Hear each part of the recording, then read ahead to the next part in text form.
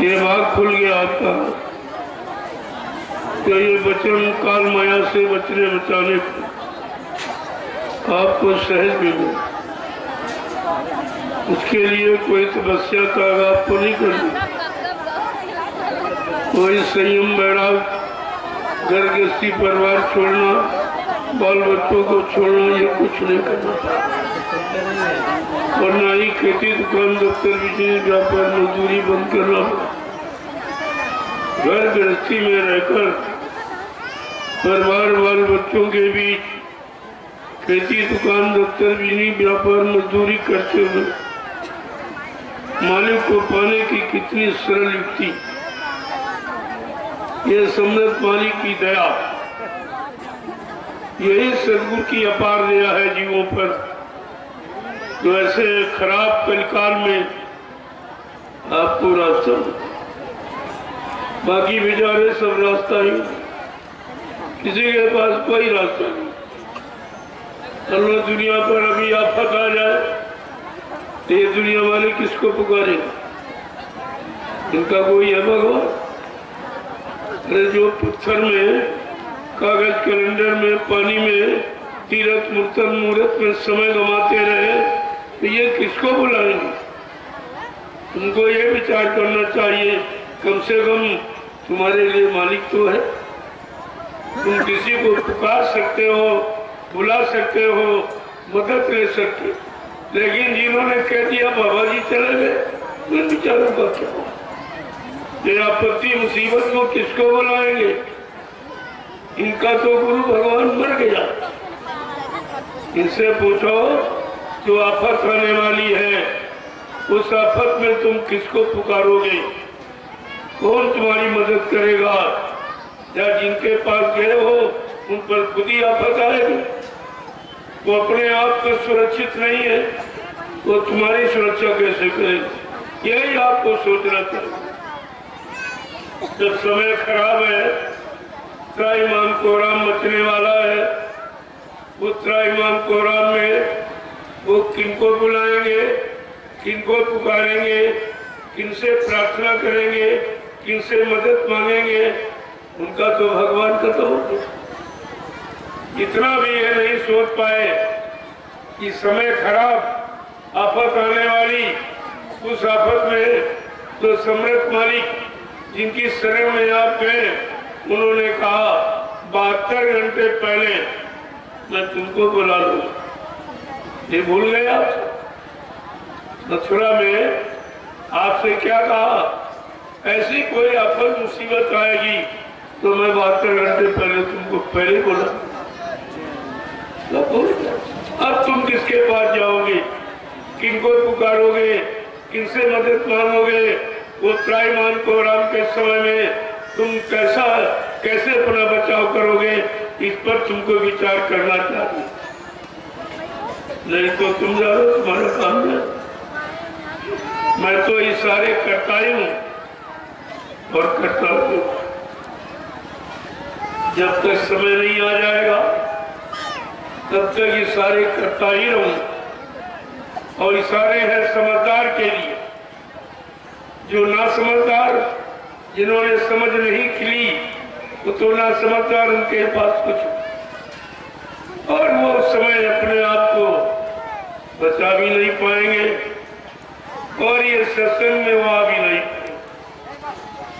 कल मैंने आपको बताया था कि सच्चे साधक के, सच्चे मुरीद फॉलोअर भक्त के, सच्चे गुरुमुखी सत्संगी, सच्चे शिष्य के क्या कर्तव्य, और मैंने आपको बताया था। करे नित्य सत्संग सेवा और भक्ति। रोज सत्संग करें, गुरु आदेश का पालन करें, गुरु के वचनों को याद करें, उन वचनों के अनुसार अपने जीवन को निकालें। यह है सच्चा सत्संगी का कर्तव्य। अब आप देखिए ये किस पर लागू हो। जिन्होंने गुरु को मुर्दा कह दिया है, उन पर तो ये प्रश्न ही नहीं लागू हो, और वो गुरु को बुला भी नहीं सकते और गुरु से मदद भी नहीं ले सकते। और गुरु के अलावा तुम्हारी मदद करने वाला, तुम्हारी रक्षा करने वाला इस कलयुग में कोई नहीं। तो इनसे पूछो तुम किसको बुलाओगे? क्या मथुरा में जो पुतला जाया गया पुतले से प्रार्थना करो? किससे करोगे? जरा विचार करो। अभी तो मैं पूछ रहा हूं, आगे ये सब होने वाला है। उस होनी को तुम नहीं टाल सकते। होनी होनहार बलवान, इसे कोई मत मानो झूठी। गई मथुरा पास के गई, पिला गई बूटी। राम लखन वनवास सिधारे, जय राजा दशरथ की छूटी। इसे कोई मत मानो झूठी। पर नारी के हेतु रावणा, नियत करी खोटी। परिणाम क्या हुआ? लंकागढ़ सोने की टूटी। कितनी बारी हानि उठानी पड़ी, ये न मानने पर कितनी हानि उठानी पड़ी रावण जैसे धर्मवान बलवान बुद्धिमान। इतना बड़ा उत्तम कुल पुलस्त करना थी, शिव बिरंच पूजे वो वहां थी, जिसने ब्रह्मा विष्णु महादेव की अखंड तपस्या आराधना साधना करके ब्रह्मा विष्णु महादेव को अपने वश में कर लिया था, लेकिन चूक गया। समय से चूक गया। समय के जगह ऋषि मुनियों के द्वारा राम नाम को नहीं पहचान पाया और मारा गया। ये समय के नाम की महिमा और समय के जगाने वाले पुरुष की महिमा है। और तुमने नाम और महापुरुष दोनों को बुला दिया, तुम्हारी भी वही हालत होगी। ये कुछ कम होने वाला नहीं है, लेकिन यही कौन कम जो तुम्हें समय के पहले अभी बताया। क्षमा माफी कहीं नहीं। राम ने किसी को माफ नहीं किया, सबको मारा, और जो उनके साथ रहे उनको भी मारा। जितने भी मतलब यानी साथी बराती संगाती रावण के सबको। तुमने कभी सोचा तुम्हारा बचाव होगा? तुम अपने बचाने के लिए किसको बुलाओगे? क्योंकि गुरु को तुमने कह दिया मर गए, तो बुलाओगे किसको? पुकारोगे? किससे प्रार्थना करोगे? किससे मदद मांगोगे? जब कलयुग मार मारेगा तो कलयुग से बचाने वाला सदगुरु के सिवा कोई है ही नहीं।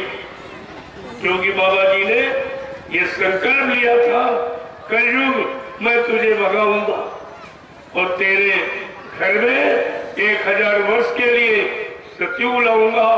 और जितने जीवों को मैंने नाम दान दिया है, नाम दो शब्द रोड पकड़ाई, इन सब जीवात्मा रूहों को मैं उनके घर पहुंचाऊंगा। और चेलों ने गुरु को पहले ही पहुंचा दिया। तो आप पूछो कि तुम्हारी जीवात्मा को कौन पहुंचा? ये प्रश्न उनसे पूछो कि तुम कह रहे हो बाबा जी चले गए, वादा तो बाबा जी का था कि मैं कलयुग भगाऊंगा, सतयुग को लाऊंगा। मैं कलयुग का इतिहास बनाने आया हूँ, इतिहास बना के जाऊंगा। क्या पिछले इतिहास किसी इंसान के नाम से बने? सब जगह नाम के इतिहास। सतयुग का इतिहास हिरण्यकशिप के नाम से नहीं बना। समय के जगह योगियों ने जो मतलब हरि नाम जगाया, उसी से इतिहास। त्रेता का इतिहास रावण जैसे धनवान बलवान बुद्धिमान से नहीं बना। वो ऋषि मुनियों ने जो राम नाम जगाया था, उस राम नाम से इतिहास। द्वापर में कंस राजा क्या कह रहा था? मैं ही ब्रह्मा, मैं ही विष्णु, मैं ही शंकर कहाया हूँ।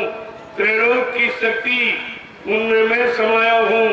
सूर्य और चंद्र मेरी आज्ञा से उदय और अस्त होते हैं। मेघ मेरे इशारे से सदैव जलवृष्टि करते। इतना बड़ा अहंकारी अब बेचारा मारा गया, अपने आप को बचा नहीं पाया। अरे तुम तो एक धक्का भी नहीं सह सकते। जब ये अपने आप को नहीं बचा पाए, समय के नाम की महिमा को नहीं जाना, समय के नाम को जगाने वाला, ले आने वाले की महिमा को नहीं समझा, ये सब मारे गए। केवल उसने राम को भगवान नहीं माना और नाम को भगवान नहीं, भगवान का नहीं, इसी पर मारा गया। और तुमने गुरु को कह दिया मर गए, तो तुम्हारा क्या होगा? तुम उसने तो माना नहीं था, ये नहीं कहा था मर गए, नहीं, ऐसा अपराध उसने नहीं किया। तुमने तो ये भी जघन्य अपराध किया है कि समर्थ मालिक को कहा मर के चले, तुम्हारा क्या होगा? तुम अपने आप को कैसे बचाओगे? पिछले इतिहास उठाइए, इतने बड़े धनवान बलवान बुद्धिमान क्यों मारे गए, किस कारण मारे गए, उन्होंने कौन सा अपराध किया, ये जानकारी आपको लेनी चाहिए। और तुमने उनसे बड़ा जघन्य अपराध किया है। उन्होंने केवल माना नहीं, लेकिन ये नहीं कहा कि मर गए, चले गए, कभी नहीं। तुमने तो ये भी कहा और अब भी कह रहे, कहा है अब भी कह रहे और भी मानने को तैयार है, तो होगा तुम्हारा क्या? जब नहीं मानोगे तो परिणाम क्या? बाबा जी ने क्या कहा था? अभी महात्मा मना रहे हैं, समझा रहे हैं, तुम्हारे पाप कर्मों में माफी दिला रहे हैं।